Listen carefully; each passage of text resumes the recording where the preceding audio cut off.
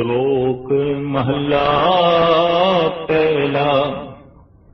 सिमल रुख सरायरा अत दीरघ अत मुच, कोई जे आवे आस कर, जाए निराशे किते। फल फिके फुल बक बके, कम न आवे पत। मिठक नीवी नानका, गुण चंगिया तत। सबको निवे आपको, पर को निवे न कोय। धर तराजू तोलिए, निवे सगोरा होय। अपराधी गुणा निवे, जो हमता मिल गाए। शीश निवाले क्या थे, जा हृदय को सुदय जाए। आसा दी वार भी इस महान रचना की ये 14वीं पौड़ी, जिस दे नाल उच्चारण किए हुए साहिब श्री गुरु नानक देव जी महाराज के पावन 2 श्लोक। प्रथम श्लोक विच मनुख दी उस महान भुल, उस महान औगण का जिक्र करते हैं, जिस विच करीबन अज सारा जगत ग्रसिया होया है। मनुख का मूल औगण है हौमे रोग मानुख को दीना। काम रोग मैगल ब्रशकीना, दृष्ट रोग पचमुए पतंगा। नाद रोग खप गए कुरंगा, जो जो दिसे सो सो रोगी। रोग रहत मेरा सतगुरु जोगी। मनुख का जिहड़ा मूल रोग है वो है अहंकार। हाथी का मूल रोग है काम। पतंगे का मूल रोग है दृष्ट रोग। उदा सारा औगण दृष्टि ते खड़ा है। भौरे का सारा औगण नासता पे खड़ा है। और हाथी का सारा औगण खलड़ी पे खड़ा है। मनुख का सारा औगण मनुख की सोचनी पे खड़ा है, मनुख के मन पे खड़ा है। मनुख का जिहड़ा सूक्ष्म इंद्रा मन है, इसते ही मनुख का जिहड़ा मूल औगण है अहं भाव। मैं हाँ, मैं होवां, दूजा नहीं होना चाहिए। दूजा अगर है भी तो वह मेरे को दबे होया होवे, मेरे पैरों के थले होवे, मेरी सिर की बराबरी ते ना होवे, और मेरे सिर नालों उच्चा तो बिल्कुल ही नहीं चाहिए। मनुख की ये मूल मंग है, और हर वक्त जो भी होवे वो मेरे पैरों के थले होवे। अगर कोई उठिया भी है तो उसकी बुलंदी मेरे सिर तक होवे। मेरे सिर तो उच्चा कोई भी नहीं होना चाहिए। जब मेरे सिर तो कोई उच्चा होवे, उदा सिर कलम कर दिता जाए, उदे सिर नूं दबा दिता जाए। गरज के मनुख की इस आहंग बिरती तो पता नहीं कितने सिर कट्टे जाते ने, कितने सिर दबाए जाते ने। रोज पृथ्वी पे बेशुमार सिरां नूं दबाया जाता है, बेशुमार सिर कतल करके परे सुट दिते जाते ने। किहड़े सिर जो बराबरी ते आन या उच्चा उठण की कोशिश करन। मनुख अपना सिर उच्चा करना चाहता है, दूजियां दे सिर नीवें करना चाहता है। और ये मनुख की जन्म तो और युगां ते अंत तो मंग चली आ रही है।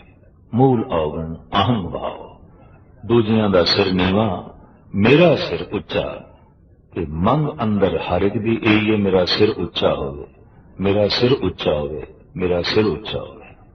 और कोई सिर अगर है बाकी तो मेरे पैरों थले चाहिए, नीवें चाहिए ने। इस वास्ते जिसको जितनी ज्यादा ताकत आती है वो दूजियां दे सिर कुचल रहा है या कट रहा है।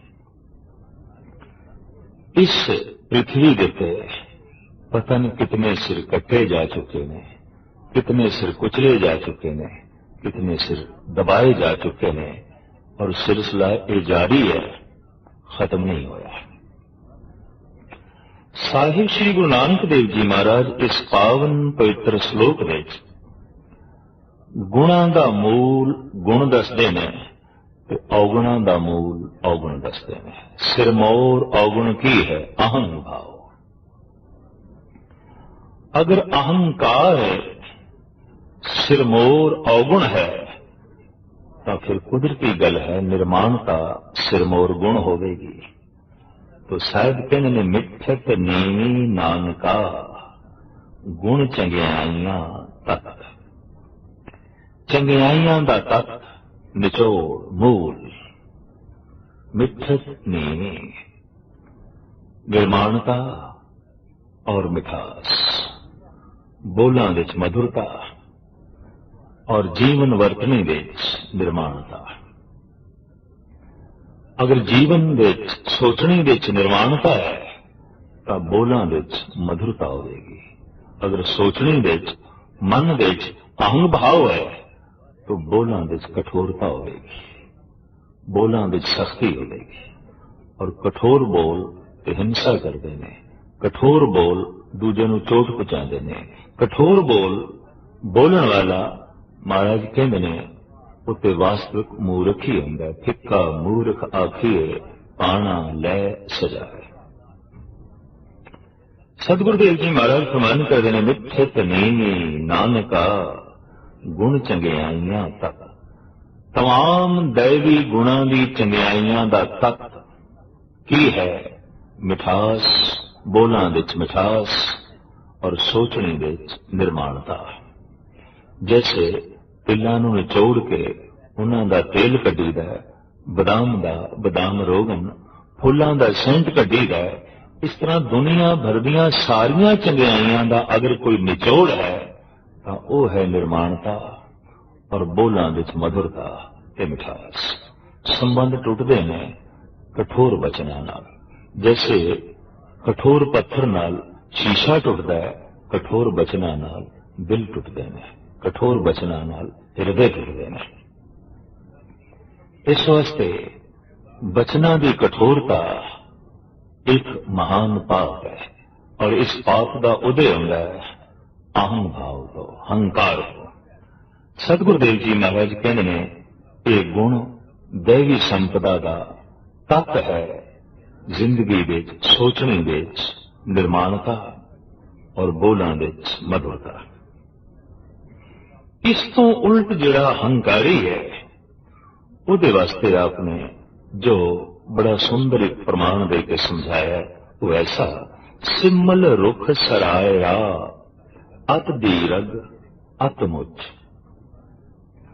दरख्तां विचों सिमल दा दरख्त बड़ा उच्चा है, बड़ा सिद्धा है, बड़ा इसका जो है विस्तार है, बुलंदियां नूं छूंदा है। गगन चुंबी इहदियां शाखां ने, इहदे पत्ते ने, इहदियां टहनियां ने। दरख्तां विचों अत्यंत उच्चा सिद्धा फैलिया होया महाराज कहने बहुत वड्डा, बहुत दीरघ, बहुत सिद्धा। लेकिन ओए जे आवे आस कर जाहे निराशे कित।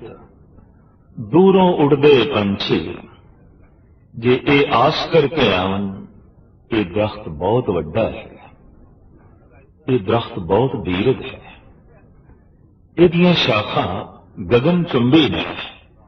सिर्फ उसके वड्डपणे नूं सामने रख के आशा रख के आन तो महाराज कहते ने वो हुण निराश होकर किधर जान। भाव निराशे होंदे ने, मायूसी होंदी है। पंछी की आशा तो यह होंदी है कि छाया मिले, फल मिले। तो ये दोवें सिमल दे दरख्त दे कोल नहीं है। हंकारी कोल दरअसल हलीमी स्वभाव नहीं है, वो किसी का आसरा नहीं बनता और किसी की आस पुजांदा ही नहीं। जो मनुख किसी को निराश तोड़ देंदा है ये भी घोर पाप है। और खास करके एक छोटा आवे तो एक वड्डा उसकी आस ना पूरी करे अपनी योग्यता के मुताबिक, तो यह भी एक घोर पाप है। इस दुनिया विच कोई विरले ही वड्डे मनुख ने जो छोटियां की आस पूरी करते हैं। जिहड़ा थोड़िया होया है, जिहड़ा छोटा है, आखिर वो आस रख के किसी वड्डे पास ही आ सकता है। निर्धन धनवान दे कोल आ सकता है, निर्बल बलवान दे कोल आ सकता है, और इसी तरीके नाल मासूम ते पवित्र किसी बहुत वड्डे सत्ताधारी पास आ सकता है। जिसते जुल्म होया है, जो मजलूम है, वो इंसाफ लेने लिए किसी राजे कोल ही आ सकता है। ये एक नियमावली है। अगर धनवान कोल निर्धन की इच्छा नहीं पूरी हुई, बलवान कोल निर्बल का दरअसल दिल ते दुख नहीं वंडाया गया, और एक मजलूम नूं सत्ताधारी दे पासों न्याय नहीं मिलिया, इंसाफ नहीं मिलिया, तो महाराज कहंदे ते सिमल रुख की तरह है। उच्चा जरूर है, वड्डा जरूर है, दीर्घ जरूर है, फैलिया होया जरूर है, दरख्तां दी सब तो बुलंद है, लेकिन किसी का आसरा नहीं है, किसी की ढारस नहीं बनाता, किसी का सुख का बायस ये नहीं बनता। दुनिया विच सिमल रुख की तरह पतना कितने ही मनुख ने, धन संपदा की बुलंदी उन्हां दे कोल है, राज सत्ता की बुलंदी उन्हां दे कोल है, और कई दफा कला गुणा की बुलंदी उन्हां दे कोल है, लेकिन वो किसी नियासरे का आसरा नहीं बन सकते, किसी लोड़वंद की लोड़ पूरी नहीं कर सकते। कि जो वड्डा होके किसी लोड़वंद की पूर्ति नहीं कर सकता, जो महान चोटी का धनवान होके किसी निर्धन का आसरा नहीं बन सकता, जो महान बलवान होके किसी मजलूम का आसरा नहीं बन सकता, तो साहब कहते कि सिमल रुख है। सूरमा ते ओही है, बड़ा सुंदर वाक है गुरु ग्रंथ साहब जी महाराज दे च। सूरा सो पहचाने जो लड़े दीन के हेत, पुरजा पुरजा कट मरे कबू न छाड़े खेत। दीन के हेत, दीन को मुराद निमाना निताना गरीब मुफलिस कमजोर। सूरमा वो है जो किसी कमजोर की बांह पकड़े, और जालिम वो है जो किसी कमजोर दियां बावां तोड़ दे, कट दे। जालिम वही है, जाबर वही है कि किसी मजलूम कमजोर निमाणे निताणे दियां दोवें भुजावां कट के रख दे। और सूरमा वो है, महाबली वो है कि किसी कमजोर बावां का आसरा बन जाए, किसी कमजोर बांह दे नाल अपनी बांह जोड़ के उन्होंने बलवान बना देवे, उन्होंने महान बना देवे। बस वो जोर सूरमा है। सूरमे वो नहीं जो किसी की बांह तोड़ देंगे हैं, सूरमे वो जो कमजोर की बांह नाल जोड़ के उन्होंने बलवान बना देंगे हैं, किसी की बांह बनते हैं, किसी का आसरा बनते हैं, किसी की ढारस बनाते हैं। जिथे सूरमा वो है, उथे धनवान भी वो है जिदा दिल वड्डा है, जिदे धन तो किसी ने सुख मिल सकता है। गुणवान भी वही वड्डा है जो अपने गुणों को वंडदा है, तकसीम करता है, होर भी कईयां की झोली विच गुणों को पाउंदा है। गुणवान होके अगर गुण नहीं वंड रहा, धनवान होके अगर निर्धन का आसरा नहीं बन रहा, तो बलवान होके किसी कमजोर की बांह नहीं पकड़ता, तो महाराज कहते कि सिमल रुख की तरह है। ना वो गुणवान है, ना वो धनवान है, ना ही वो बलवान है। वो तो सिमल रुख की तरह है, उच्चा जरूर है, फैलिया होया जरूर है, पसरिया होया जरूर है, लेकिन ओए जे आवे आस कर जाए निराशे कित। वो जो आस करके आए ने फल दी, छाया दी, आसरे दी, वो हुण निराश होके किथे जान, भाव निराश ही जाणगे। इस सिमल रुख पासों उन्हां दी इच्छा की पूर्ति हो नहीं सकती। साहिब कहते ने फल फिके फुल बक बके कम न आवे पथ। क्या सिमल दा रुख फलीभूत नहीं होंदा? ਉਹਨੂੰ ਫਲ ਨਹੀਂ ਲੱਗਦੇ, ਫੁੱਲ ਨਹੀਂ ਲੱਗਦੇ। ਉਹ ਜੋ ਆਉਂਦੇ ਨੇ ਉਹ ਪੰਛੀ ਜੋ ਨਿਰਾਸ਼ ਚਲੇ ਜਾਂਦੇ ਨੇ, ਕਿ ਇਹ ਫਲੀਭੂਤ ਨਹੀਂ ਆਉਂਦਾ, ਕਿਆ ਇਹਦੇ ਕੋਲ ਫਲ ਨਹੀਂ, ਕਿਆ ਇਹਦੇ ਕੋਲ ਫੁੱਲ ਨਹੀਂ। ਦਰਖਤ ਦੇ ਫਲ ਨੇ, ਦਰਖਤ ਦੇ ਫੁੱਲ ਨੇ, ਮਨੁੱਖ ਕੋਲ ਵੀ ਫੁੱਲ ਨੇ, ਮਨੁੱਖ ਕੋਲ ਵੀ ਫਲ ਨੇ। ਮਨੁੱਖ ਦਾ ਫਲ ਹੈ ਉਹਦੀ ਔਲਾਦ, ਸਰੀਰ ਦਾ ਫਲ ਹੈ, ਤਨ ਦਾ ਫਲ ਹੈ। ਔਲਾਦ ਇਹ ਮਨੁੱਖ ਦਾ फल है। और अगां चल के पोतरे, पुत्र पोतरे, ये तरह तरह के फल ने फुले हुए। धन संपदा ये दे पत्ते ने, ये दियां टहनियां ने। पर महाराज कहते फल फिक्के फुल बक बके कम ना आवे पत। जिहड़ा फिक्का बंदा है, हंकारी बंदा है, उहदी औलाद भी फिक्की है, उहदी औलाद भी अहंकारी है। उहदे पुत्र पोतरे, उहदे फल ते फुल भी फिक्के ने, किसी काम दे नहीं। ना उहदे पुत्र किसी दा सहारा बनदे ने, ना उहदे पोतरे किसी दा सहारा बनदे ने। कम ना आवे पत, उहदी धन संपदा भी किसी काम नहीं आउंदी। वो जो पत्ते ने, वो जो शाखा ने, वो जो सारा पसारा है, वो भी किसी न्यासरे की आस नहीं पुजांदा। किसी निमाणे का मान नहीं बनता, किसी निताणे की ओट नहीं बनती। महाराज कहते ने इस तरह का धनवान, इस तरह का बलवान बंदा बस सिमल रुख की तरह, फल फिक्के फुल बक बके कम न आवे पत्ते। मिठत नीवी नानका गुण चंगियाइयां तक। जिस दरख्त नूं मिठे फल लगते हैं, स्वादली फल लगते हैं, झुक जाता है, फलों के समेत झुक जाता है। और झुकना इस गल का सबूत है, कोई आसानी दे नाल फल तोड़ सके, कोई आसानी दे नाल छां दा आनंद मान सके। बहुत हंकारी बंदा है, उहदे अगों ते मनुख प्रार्थना भी नहीं कर सकता, उहदे नाल ते संबंध जुड़ता ही नहीं। पर जिहड़ा झुक के जमीन की तरफ आ गया, उत्थे तक बंदे दे हथ पहुंच जाते हैं। जिहदे कोल निर्माणता है, मिठास है, उत्थे हर एक की पहुंच हो जाती है, हर एक नूं ढारस बजती है, हर एक सोचता है इहदे कोल चले जाइए। क्यों कि फलां नाल लदया होया, मिठे फलां नाल लदया होया दरख्त झुक जाता है, हर एक दा हाथ पहुंचता है।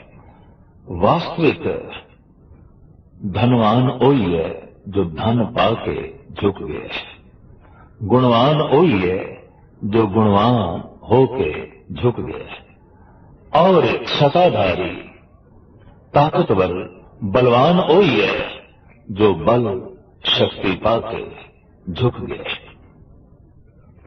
जिदा बल किसी कमजोर नूं कुचलन लई है, जिदा धन सोमपणे की चार दीवारी विच है, बंद है, ते जिदे गुण केवल अपने ही लई ने, वंडना नहीं, बस वो ते सिमल रुख की तरह उहदी होंद बेवसूल है।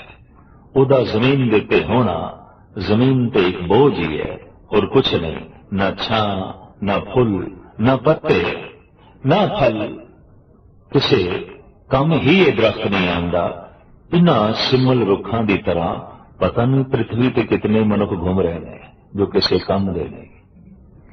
उन सब कुछ उन्होंने कोल है, उच्चे ने, फल भी है, फुल भी है, पत्ते भी है, भाव परिवार है, पुत्र ने, पोतरे ने, धन है, संपदा है, उंज फली भूत होए ने, लेकिन ना फल किसी काम दे, ना पत्ते किसी काम दे। उन्होंने होंद सिर्फ धरती के बोझ तो इलावा और कुछ नहीं है।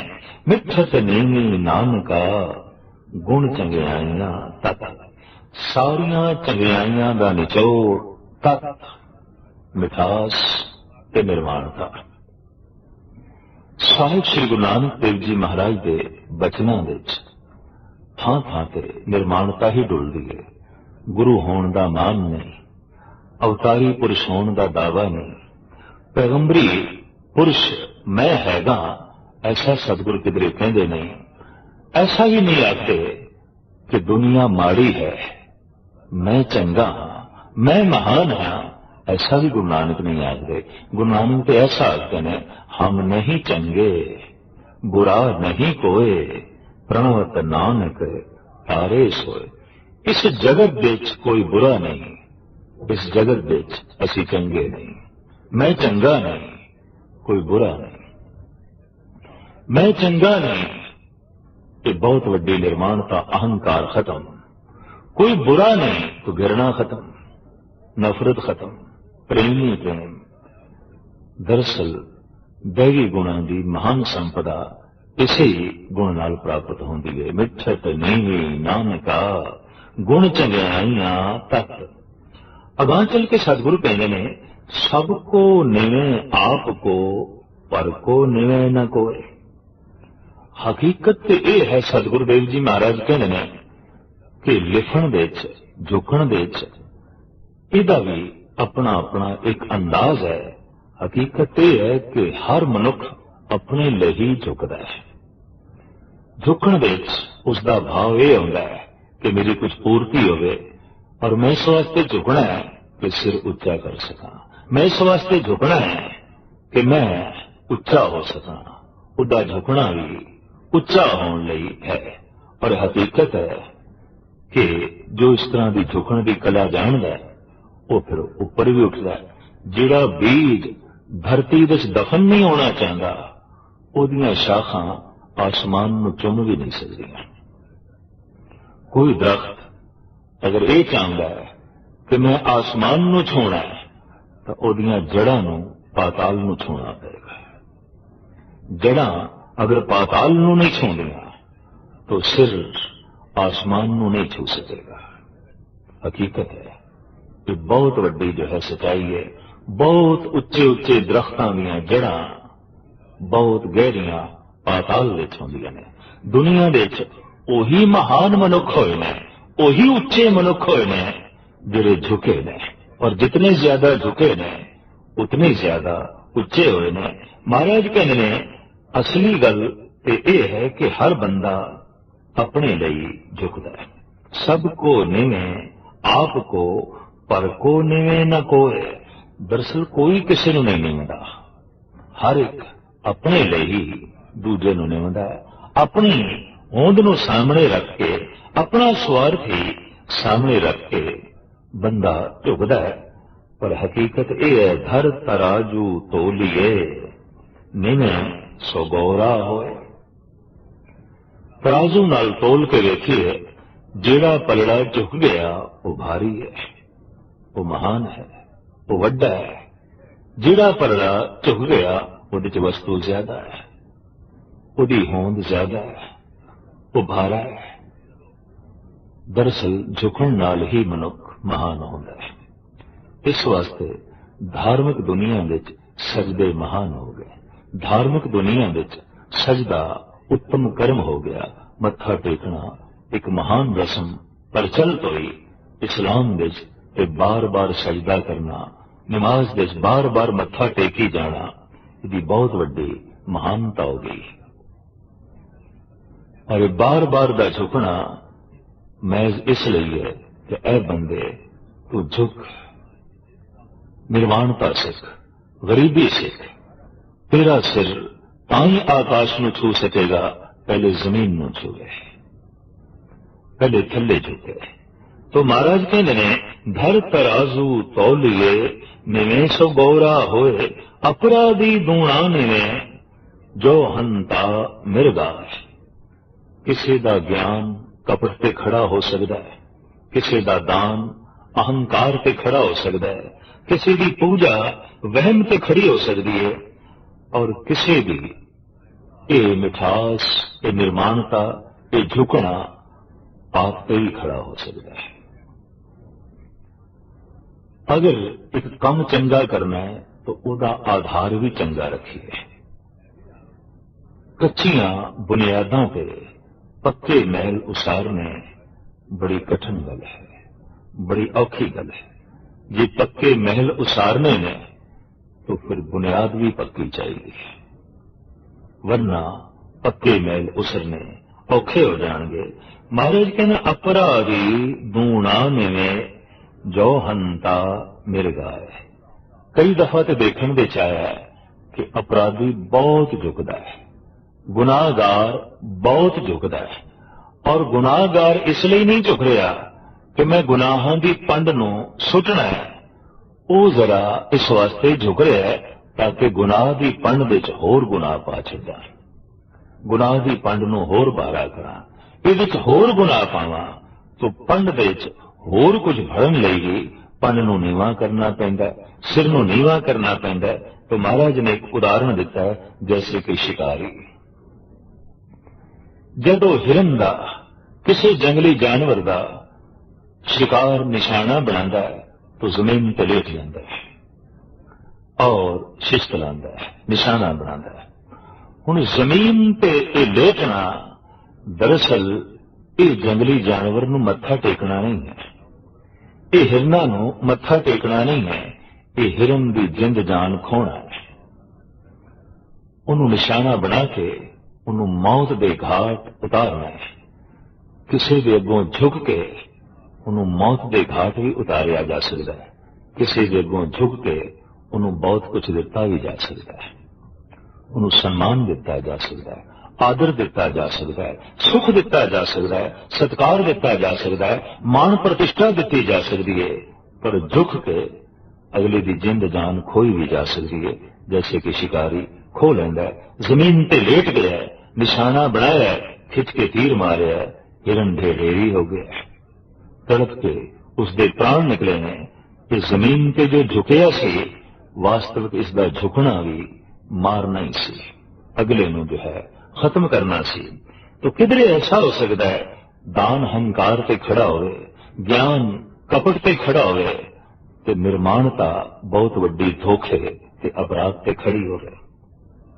उसका भी सतगुरु जिक्र करते हैं, जब झुकना है तो दूसरे दे अगों ही झुकना है, दूजे नूं सत्कार देना है, सन्मान देना है, और इस ढंग नाल झुकना है कि अपना वड्डपना किधरे भी जाहिर ना होवे, अपनी होंद किधरे भी जो है जाहिर ना होवे। अपराधी दूना नवें जो हंता मिर्गाए। अपराधी कई दफा दुगना झुकदा है, जिन्हें जीवां की हत्या करने वाला शिकारी हिरना दे अगों झुकदा है, ते झुक के हिरन नूं जो है मारदा है। शीस निवाइए क्या थी है, जां हृदय को शुद्धे जाए। इस तरह का सिर झुकाना की मैंने रखता है जब हिरदा झुकिया ही नहीं, मन झुकिया ही नहीं, सिर जमीन ते है, हिरदा आसमान ते है। सिर जमीन ते झुक रहा है, मन आसमान दियां बुलंदियां नूं छू रहा है। महाहंकार महाकठोरता सिर्फ सिर नहीं है। तो महाराज कहने ने इस तरह का सिर झुकना बेमानी है। शीश निवाइए क्या थिए, जां हृदय को शुद्धे जाए। सिर झुके है ते मन झुके है, ऐसा मनुख सब तो उत्तम है। ऐसा मनुख इस गल का सबूत है कि फलदार दरख्त है, लोगों को इस तो मिठास मिलेगी, रस मिलेगा, आनंद मिलेगा। यकीन जानो कि दुनिया के अगर जगत नूं किसी ने दिता है कुछ तो मिठत नीवी नानका गुण चंगियाइयां तत। इस तरह का चंगियाइयां का तत जिन्हां कोल सी, मिठास ते निर्माणता उन्होंने ही दिता है, उन्होंने लोगों दी झोलियां भरियां ने। महला पहला। पढ़ पुस्तक संध्या बादं, सिल पूजस बगल समाधं। मुख जूट बिबुखन सारं, त्रैपाल तिहाल विचारं। गलमाला तिलक लिलाटं, दुर्दोती वस्त्र कपाटं। जे जानस ब्रह्मं कर्मं, सब हो कट निश्चय कर्म। कहो नानक नेचो ध्यावे, विण सतगुरु बात न पावे पौड़ी। कपड़ रूप सुहावना, छड़ दुनिया अंदर जावना, मंदा चंगा अपना आपे ही कीता पावना। हुक्म किए मन भाव दे राही दे अगे जावना, नंगा दोजक चालिया तां दिसे खरा डरावना। कर अवगण पछोतावना, कर अवगुण पछोतावना। 14वीं पौड़ी नाल संबंधित श्लोक पढ़ पुस्तक संध्या 12। इस तो पहला श्लोक जिस विच अहंकारी की तस्वीर सतगुरां ने सिमल रुख दे नाल दित्ती है। सिमल रुख दे पत्ते, फुल ते फल सारे एक है और किसी लई आधार आसरा भी नहीं बनते। अहंकारी की औलाद भी हंकारी, भाव वो भी किसी का सहारा नहीं बनती और किसी को टेक नहीं देती। साहिब इस कहते हैं, जे जानस ब्रह्मं कर्मं सब फोकट निश्चो कर्म। जे कोई मनुख वास्तविक धर्म दे ओ कर्म जानदा है जिहदे नाल ब्रह्म की प्राप्ति होंदी है, तो उसनों ये कर्म फोकट जानणगे। फोकट तो मुराद है वो कर्म जिहदा मुआवजा कुछ भी ना मिले, वो कर्म जिन्हों कीतिया समा जाया होवे, समा सफल ना होवे। वो कर्म जो जीवन का बोझ बन जान, जीवन के तनाव नूं खत्म ना करन।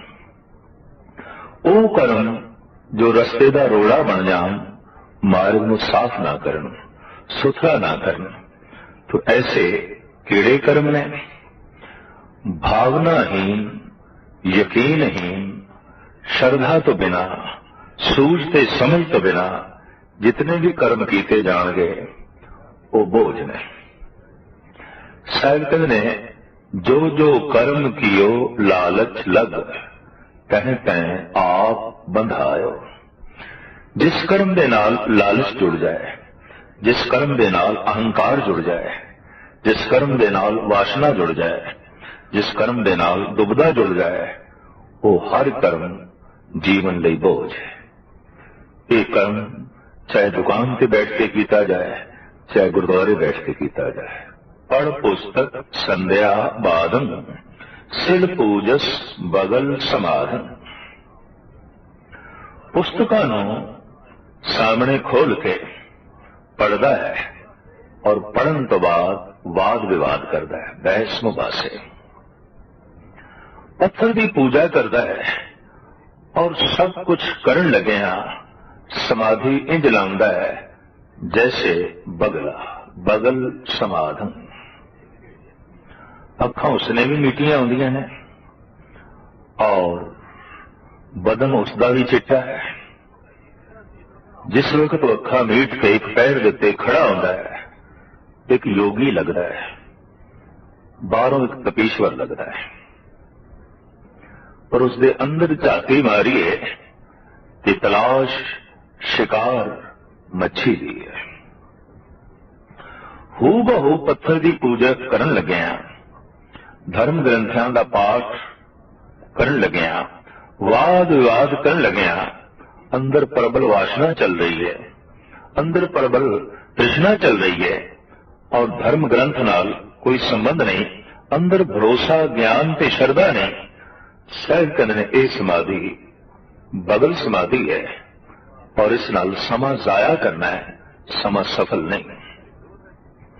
मुख झूठ विभोखन सारन है ते जबान तो झूठ बोलदा और उन्होंने सच दे गहणियां नाल शिंगारिया है, सवारिया है। विभूखन कहते गहणियां भाव झूठ नो इतनी सफाई नाल बोलदा है, झूठ नो इतना शिंगार के बोलदा है, झूठ ਨੂੰ इतना विस्तार देता है कि ਸਰੋਤੇ ਨੂੰ ਯਕੀਨ ਹੋ ਜਾਂਦਾ है सच है। इस गल ਨੂੰ ਤੇ मनोविज्ञानियों ने मन लिया है, अगर एक झूठ बार बार दोहराया जाए और ढंग नाल दोहराया जाए, तरीके नाल दोहराया जाए, तो वह झूठ झूठ नहीं रहता, सच जान के काबिल कबूल हो जाता है, लोगों के हिरदियां विच प्रवेश कर जाता है। देखने विच आया है इस नजरिए नूं संसार भर के व्यापारियों ने भी जानिया है कि एक गल बार बार रिपीट की जाए, दोहराई जाए, चाहे उसकी सच्चाई है या नहीं, लेकिन आम जनता लई वो काबिल कबूल हो जाती है। इत्थों ही एडवरटाइजमेंट का सिलसिला चलिया, इत्थों ही सारा ये अडंबर चलिया कि एक गल नूं बार बार बयान किया जाए, किसी वस्तु की खूबी नूं बार बार बयान किया जाए तो ये सच है, पर वस्तु च कोई खूबी नहीं, वस्तु विच कोई महानता नहीं, लेकिन उसकी महानता का बार बार जिक्र किया जाए तो वस्तु को महान समझ लिया जाता है। यह गल वखरी है कि वस्तु महान नहीं। साहब कहते ने है कि झूठ जो कुछ के ये बोल रहे हैं। सवाल ये पैदा होता है कि धार्मिक दुनिया विच भी झूठ है, बड़ा व्यापक झूठ चलिया है जो अज दे विज्ञान के समय की धारा नाल मेल नहीं खाता।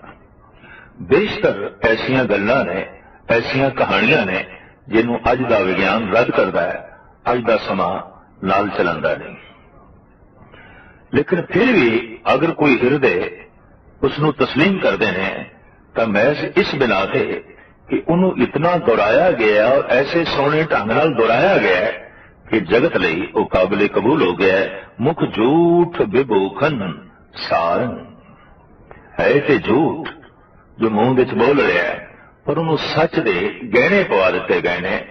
झूठे तो झूठा मनुख भी दावे नाल कहंदा है जो मैं कह रहा ये सच कह रहा, सच उस नाल जोड़ना ही पैंदा है, सच का शिंगार देना ही पैंदा है, सच नाल उन्होंने सवारना ही पैंदा है, वरना झूठ अपने आप विच मुर्दा है, चल ही नहीं सकेगा।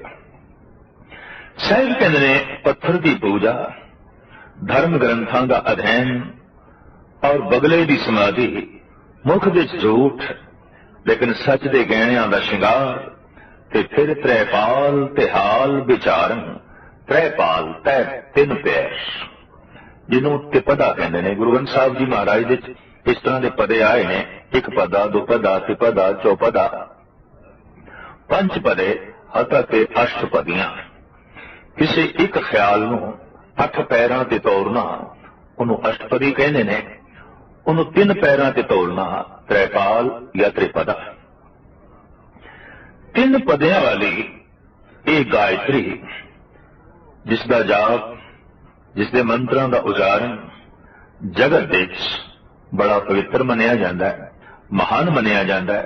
साहिब कहते तीन पदियां वाली ये जी गायत्री है, संध्या के समय ये उसका जाप करता है, विचार करता है, पाठ करता है, पत्थर की पूजा करता है, धर्म ग्रंथों का अध्ययन करता है, लेकिन सारी समाधि बगले वाली समाधि है, बगल समाधन।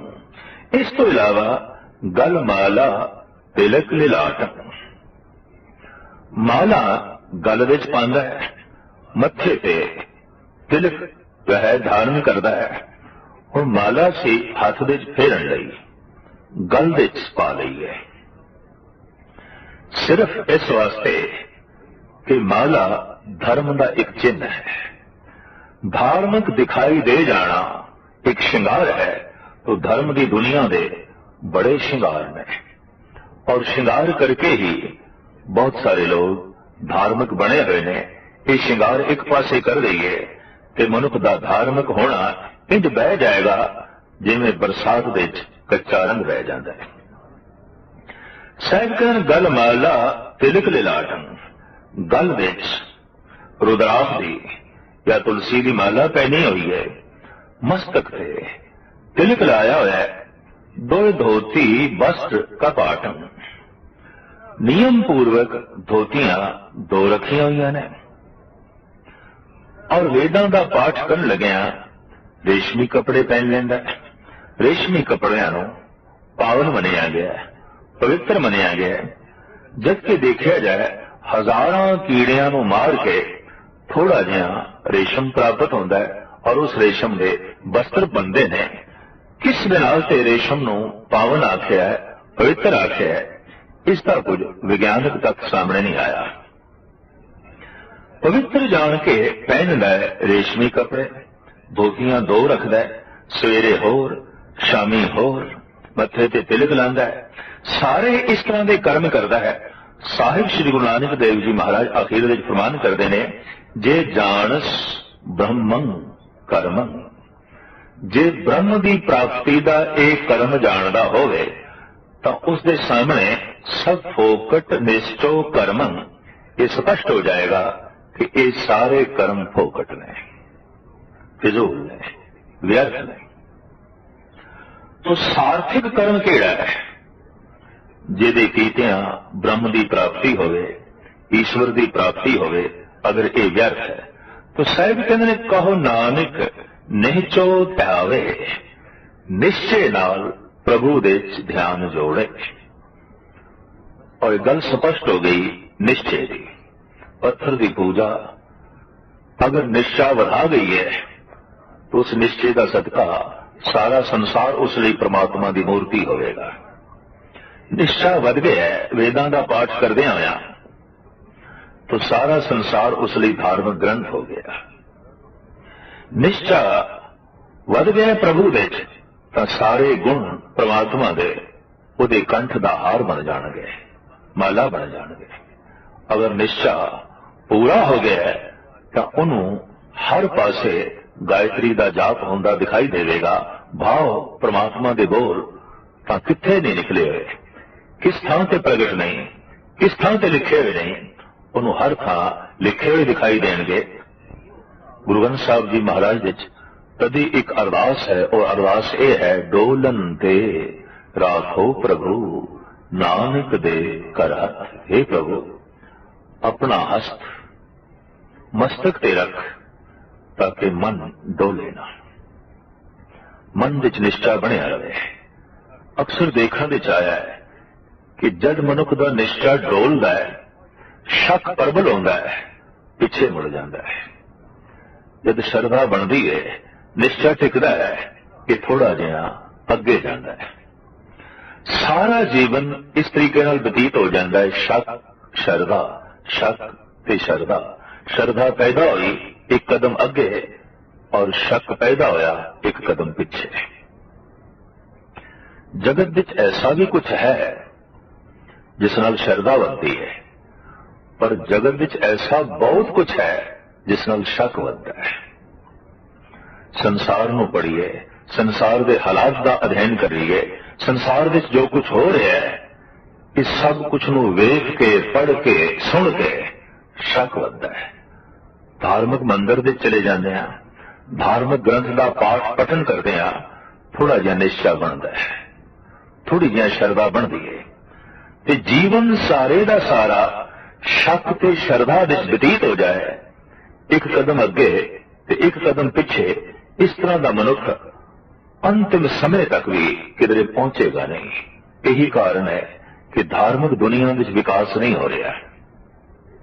एक कदम अगे एक कदम पिछे।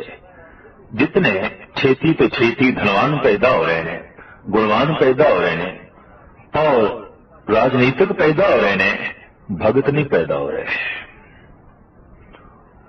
भगतां का इतना विकास नहीं हो रहा। धार्मिक दुनिया इतनी उन्नत नहीं हो रही जितनी धन की दुनिया उन्नत हो रही है, राजनीतिक दुनिया उन्नत हो रही है और विज्ञान की दुनिया उन्नत हो रही है। धर्म की दुनिया उतनी विकसित नहीं हो रही।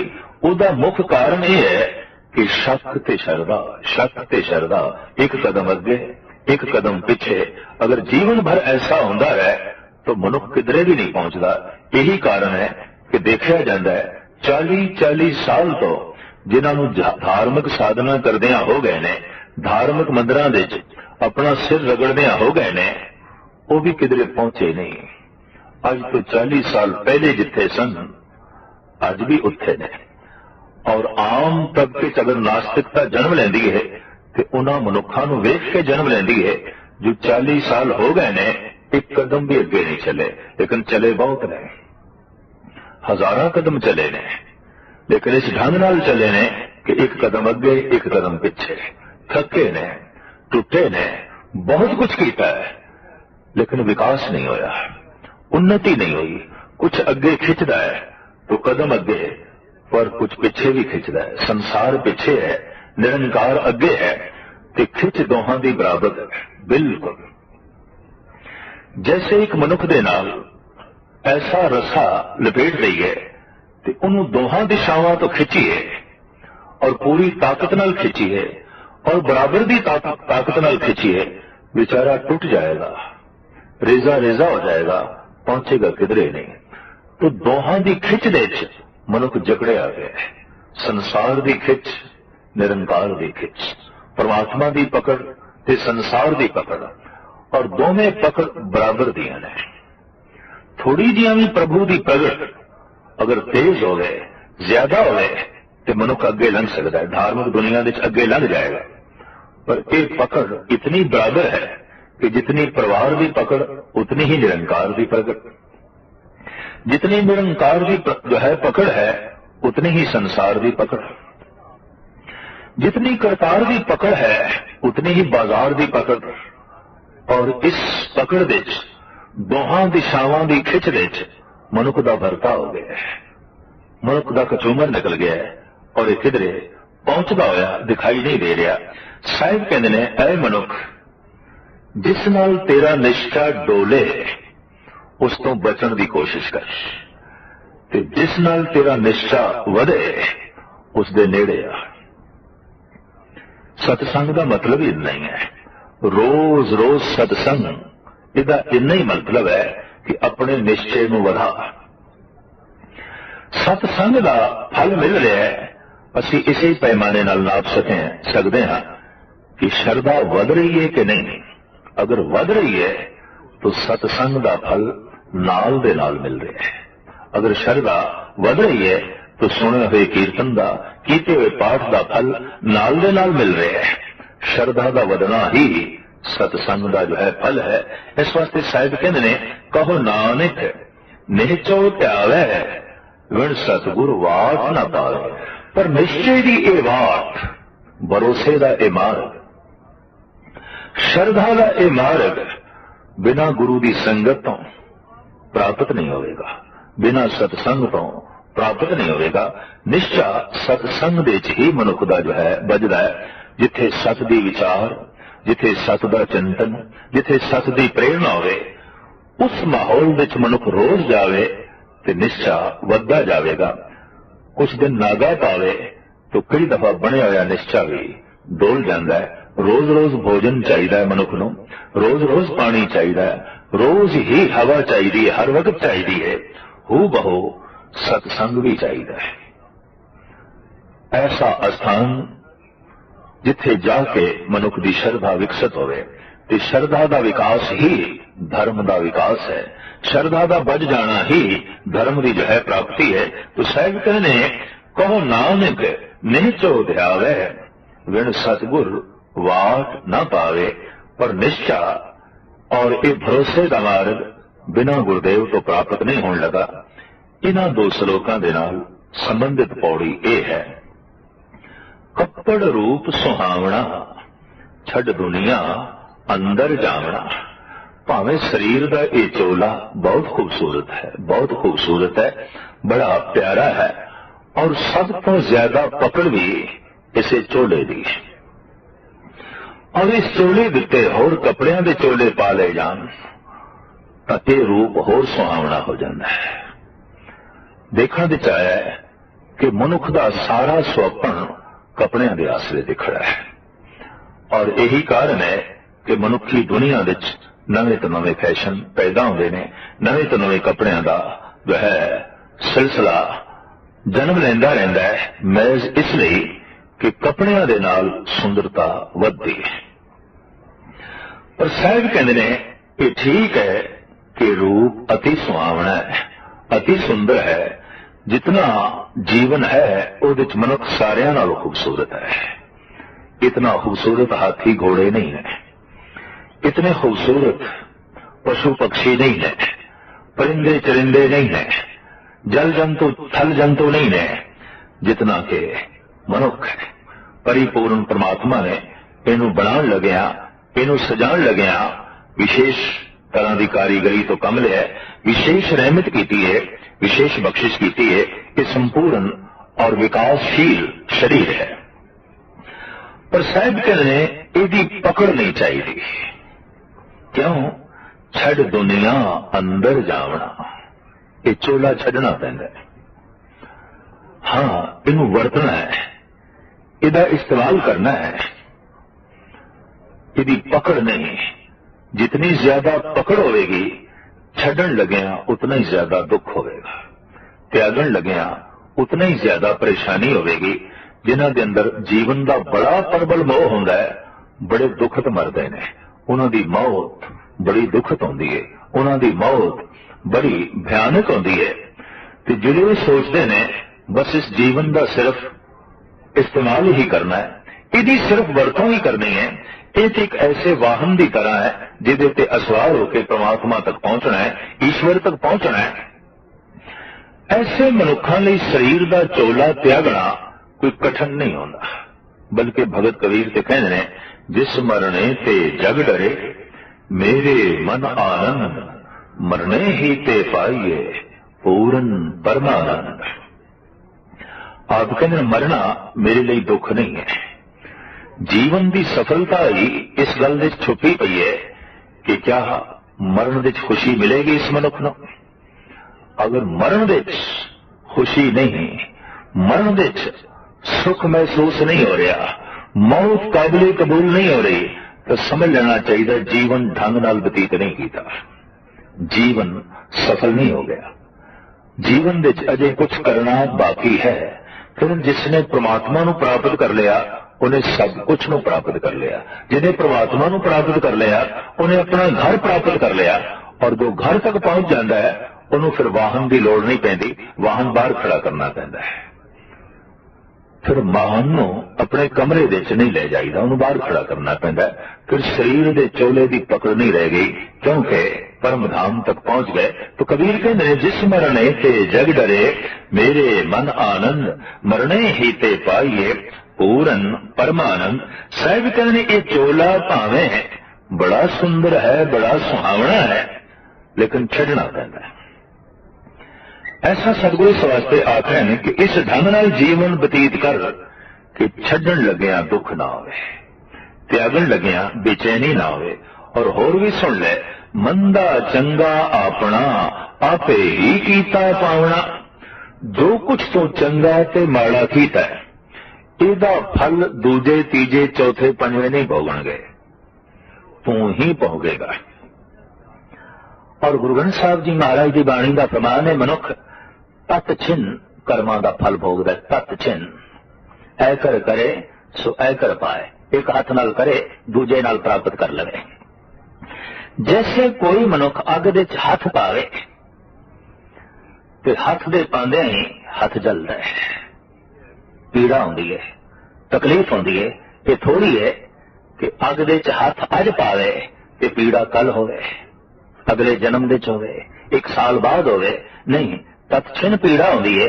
बिल्कुल वखरी है कि अग दे जले हुए दा दाग लंबे समय तक रहिंदा है।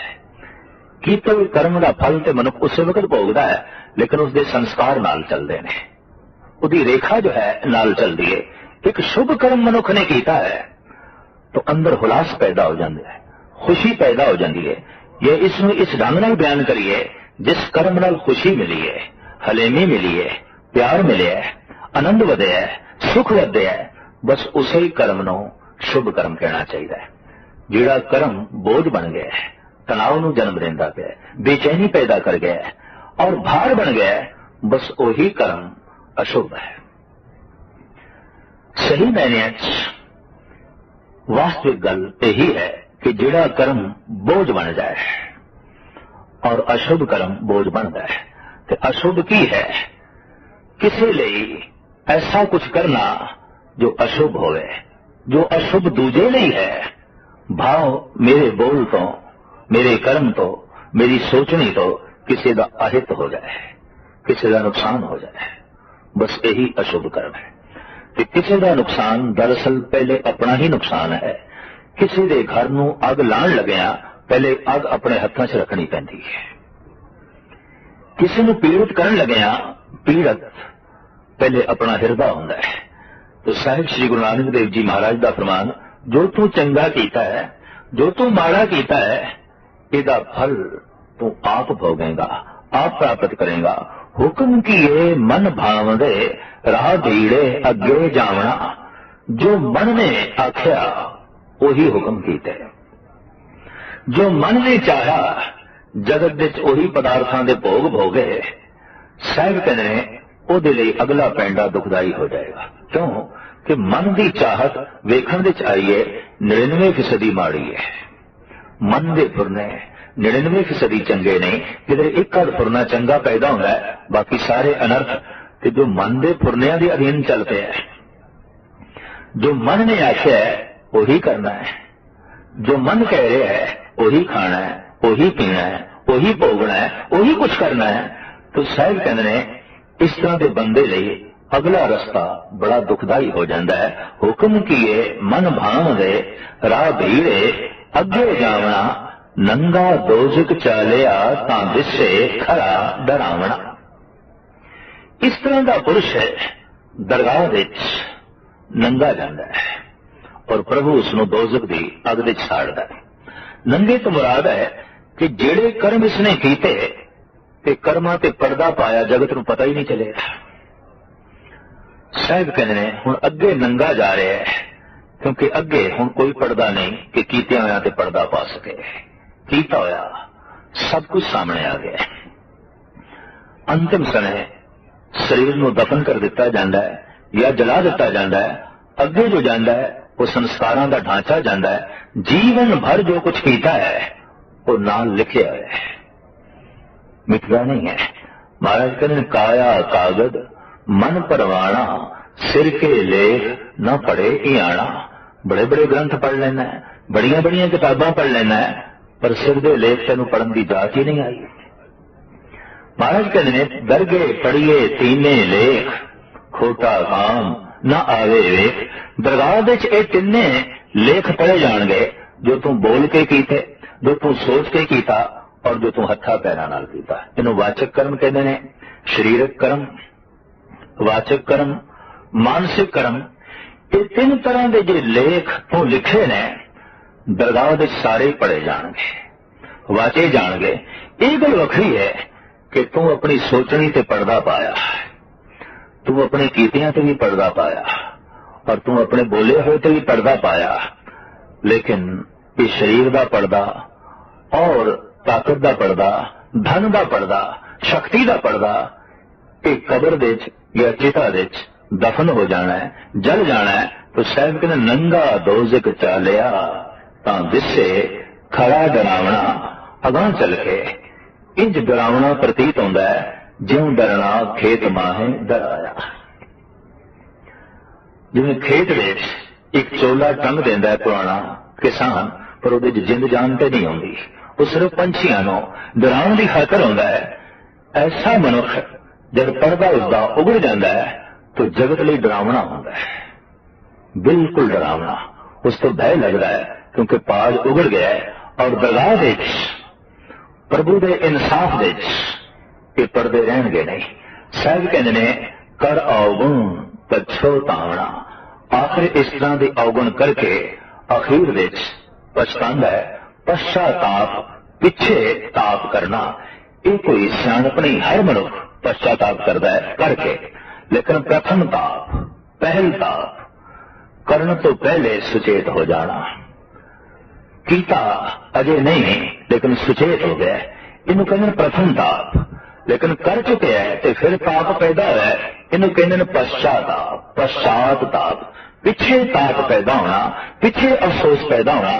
करने तो पहले जिस दिन अफसोस पैदा हो गया भी नहीं करना, सियाणा है, दानिशमंद है, तो कर चुके हैं तो फिर ताप कर रहा है, ये अकलमंदी नहीं, ये सियाणप नहीं।